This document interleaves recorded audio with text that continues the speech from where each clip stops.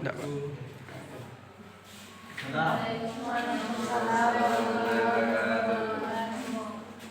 Selamat siang anak bapak semuanya. Siang, Pak. Apa kabar anak bapak semuanya? Sehat, Pak. Apakah masih semangat semuanya? Masih, Pak.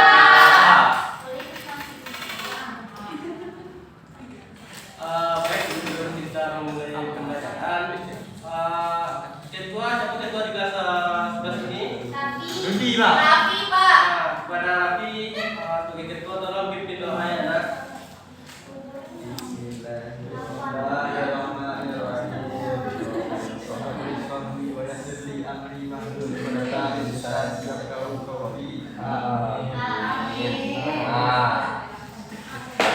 Baik, anak bapak semua, kita ambil absen terlebih dahulu ya. Siapa yang tidak datang hari ini? Baik, keterangannya apa nak? Oke, semoga urusannya dipermudah dan secepatnya kembali ke pendidikan kita. Sebelum kita melanjutkan pembelajaran, apakah anak bapak semua sudah belajar di rumah sebelumnya? Apakah sudah membahas materi tentang hari ini anak semuanya? Belum. Oke, baik. Materi kita hari ini yaitu fungsi dan kedudukan hadis pada Al-Quran.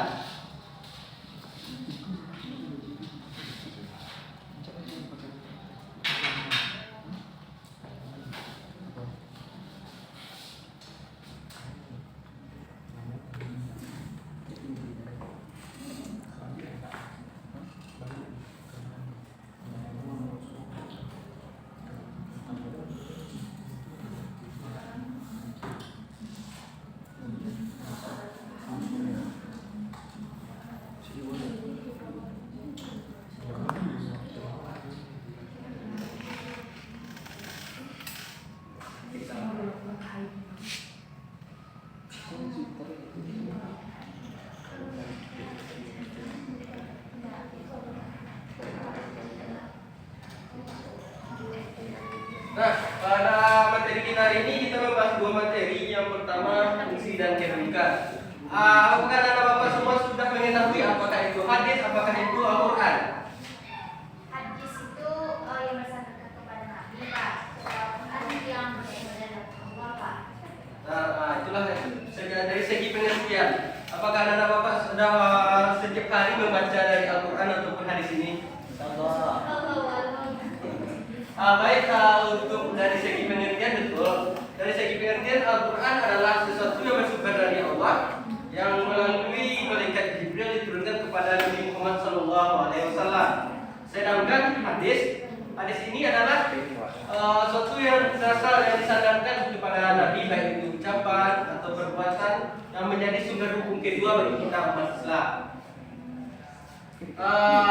Untuk medianya kita menggunakan PowerPoint dan anak semua untuk disimak. Dari segi pengertian kedudukan fungsi hadis terhadap Al-Quran dapat kita pahami bahwasanya hadis merupakan sumber hukum yang kedua setelah Al-Quran yang berfungsi menjelaskan, menguatkan dan melengkapi petunjuk yang terdapat dalam Al-Quran.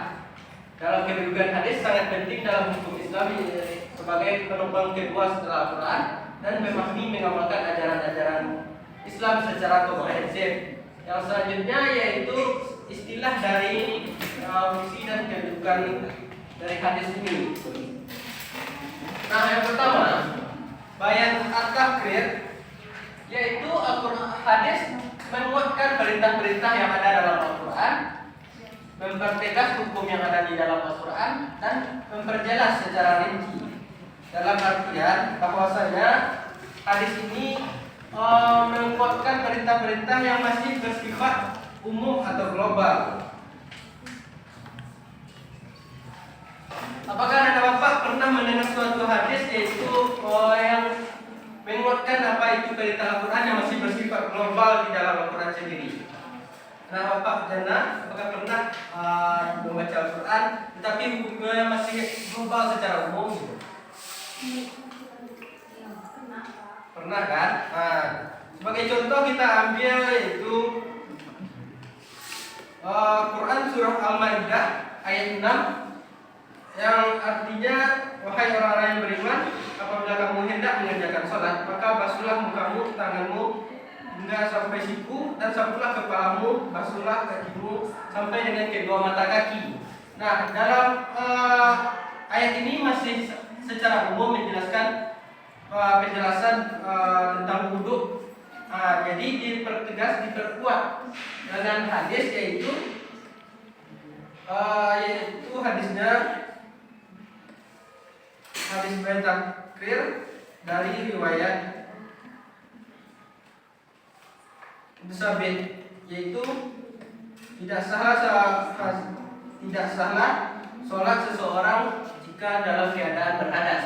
Nah, jadi dapat kita ambil contoh dari segi ayat yang masih secara umum menjelaskan, dari segi hadis lebih memperkuat. Lanjut, yaitu bayan tafsir. Jadi bayan tafsir ini menjelaskan ayat-ayat di dalam Al-Quran, menafsirkan dan mengilustrasikan ayat.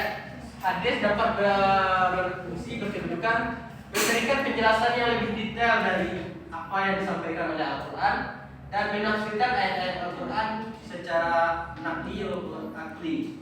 Lanjut, yaitu bayan tasyrih. Bayan tasyrih ini yaitu menetapkan hukum baru yang dirasa cocok dengan keadaan sekarang. Jadi dalam artian bayan tasyrih ini bukan menghapuskan hukum lama secara ugal-ugalan gitu kan, tetapi ada kalanya hukum yang telah disyariatkan tidak sesuai pada keadaan kita sekarang, seperti adanya fikih kontemporer sebagai contohnya. Lanjut, yaitu bayan an-nasakh. Nah, di sini bayan an-nasakh berfungsi menghapuskan hukum-hukum Al-Quran yang atau membatalkan hukum terdahulu yang sama seperti tadi yang dirasa tidak cocok atau pas dengan keadaan sekarang. Yang kedua, membatasi hukum Al-Quran secara umum. Yang ketiga, mengganti hukum Al-Quran dengan hukum baru yang dirasa cocok. Yang terakhir, fungsi dari hadis yaitu sebagai sumber hukum kedua setelah Al-Quran. Nah, dalam fungsi ini hadis menjelaskan isi-isi Al-Quran yang masih bersifat mujma' atau global. Yang kedua, menetapkan hukum baru dari segi hukum yang mungkin dirasa tidak cocok lagi. Yang ketiga, menghapus dan membatasi hukum tersebut dengan hukum yang lebih baru, seperti adanya fikih kontemporer.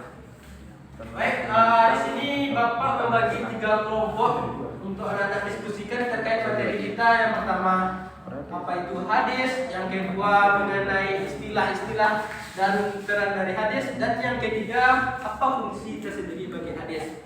Yang kelompok pertama dibagi dari kelompok zakat, jara dan dana, kedua suami dan intakaluma, ketiga anak bapak yang laki-laki Rizky, Rafi dan Rudi. Baik, 5 menit untuk diskusi. Silahkan anda semuanya berkelompok dan mendiskusikan pembelajaran kita pada hari ini.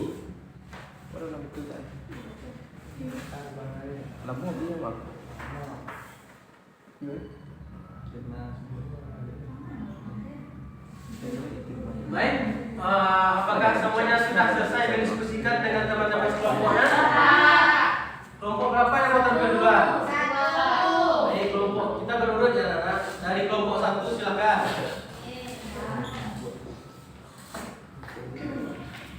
Baiklah, saya teman-teman dari kelompok 1, yaitu mengenai perbedaan Al-Quran dan hadis. Al-Quran adalah kitab suci wahyu ilahi, terdapat sumber hukum utama dalam Islam yang melalui malaikat Jibril yang diturunkan kepada Nabi Muhammad SAW. Sedangkan hadis merupakan sebagai ucapan atau tindakan dari Rasulullah atau disandarkan kepada Nabi Muhammad SAW, menjadi sumber hukum kedua setelah Al-Quran untuk menguatkan menjelaskan isi Al-Quran yang masih bersifat umum. Baik, terima kasih. Aplaus untuk teman-teman kita. Baik, anak-anak, semuanya sudah mendengarkan, yaitu dari segi perbedaan.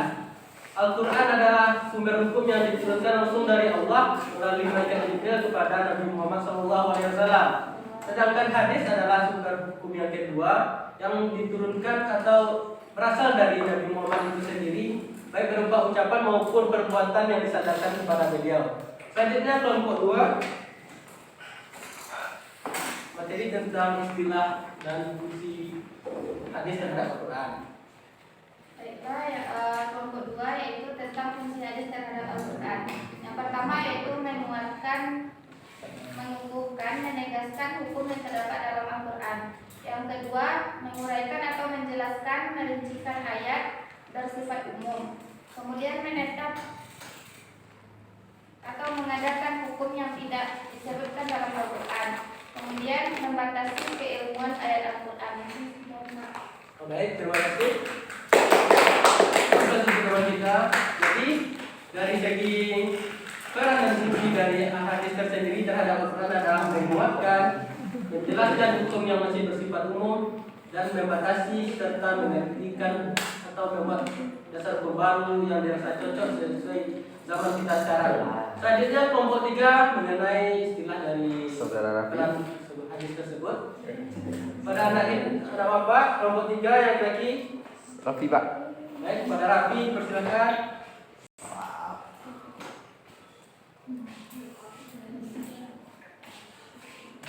Pak, saya berikan dari betul Betul. Tadi sudah memfokus betul seperti Saya berikan dari kelompok 3 yaitu istilah atau kedudukan hadis terhadap Al-Quran. Yang pertama ada 4. Yang pertama bayan tafsir, yang kedua bayan tafsir, yang ketiga bayan tasrih, dan 3 bayan 4 bayan takwil. Terima kasih Pak. Terima kasih anak kita. Berikan apa untuk teman-teman kita.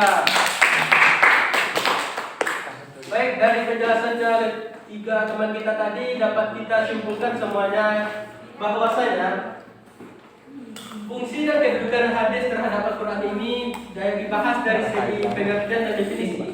Al-Quran berasal dari Allah dan diturunkan juga kepada Nabi Muhammad, sedangkan hadis adalah sumber hukum kedua yang terdapat bersumber langsung dari Nabi Muhammad, baik berupa ucapan maupun perbuatannya, yang disandarkan kepada Nabi Muhammad. Dan secara peran dan kedudukan dari hadis ini terhadap Al-Quran diistilahkan dengan yaitu seperti bayan tafsir, bayan takdir, bayan tasrih, dan bayan nasah. Dari keempat istilah tersebut memiliki kedudukan peran dan fungsi tersendiri seperti menguatkan sumber-sumber, menguatkan hukum Islam, menguatkan pelajaran Al-Quran, menjelaskan lebih detail, dan mengganti hukum-hukum terdahulu yang dirasa tidak pas atau tidak cocok dengan zaman kita sekarang ini. Untuk itu, sekian materi kita pada hari ini. Apakah semua anak Bapak memahami apa saja materi kita hari ini? Pada Bapak Tiara, apakah memahami sepenuhnya dengan materi kita hari ini? Insyaallah. Oke. Apa itu disebut dengan bayan takdir? Bayan takdir itu memasang perintah Allah yang sebelumnya tidak dijelaskan Al-Quran, Pak. Oke. Hapus teman kita. Nah, untuk penguatan materi kita hari ini dari segi pengertian sudah Bapak jelaskan, dari segi istilah dan peran dan fungsi. Maka untuk pembelajaran selanjutnya juga diharapkan kepada anak-anak Bapak semuanya untuk mengulang pembelajaran di rumah dan membaca-baca referensi buku tersendiri untuk pembelajaran minggu depannya. Iya, Pak. Baik, sebelum kita keluar pembelajaran kita tutup, kita akan hiburan terlebih dahulu, speaking, supaya anak-anak Bapak semuanya segar menghadapi pembelajaran selanjutnya.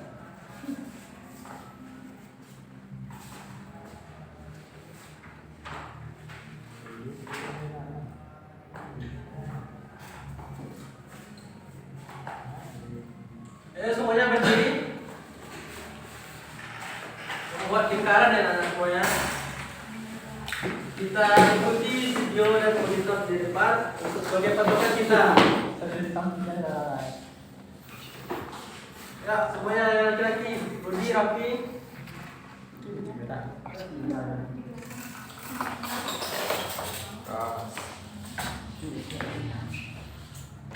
Nama mulai Pak.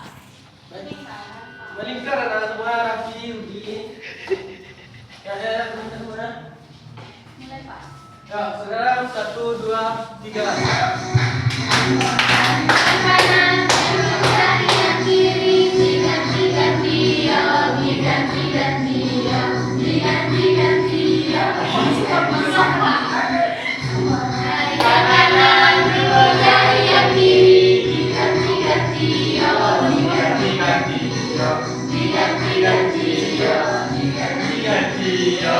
Dua jari yang kanan, dua jari yang kiri, ditembak-tembak dong, ditembak-tembak dong, ditembak-tembak dong, ditembak-tembak dong. Dua jari yang kanan, dua jari yang kiri, ditembak-tembak dong, ditembak-tembak dong, ditembak-tembak dong, ditembak-tembak dong.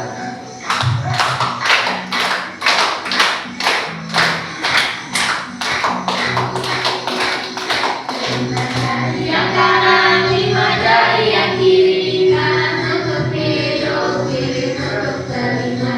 Diam, diam, diam, diam, diam, diam, diam, diam, diam, diam, diam, diam. Jari yang kanan, lima jari yang kiri, kanan tutup hidung, kiri tutup telinga. Diam, diam, diam, diam, diam, diam.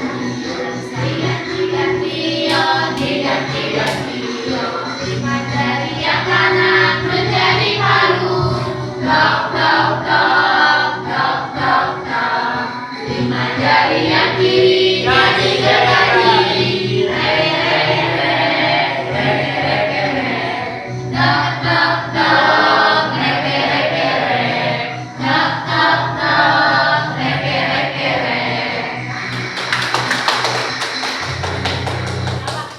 Baik, terima kasih semuanya untuk pembelajaran kita hari ini. Semoga dapat semuanya sehat selalu. Kita akan mengikuti pembelajaran selanjutnya dengan berbahagia.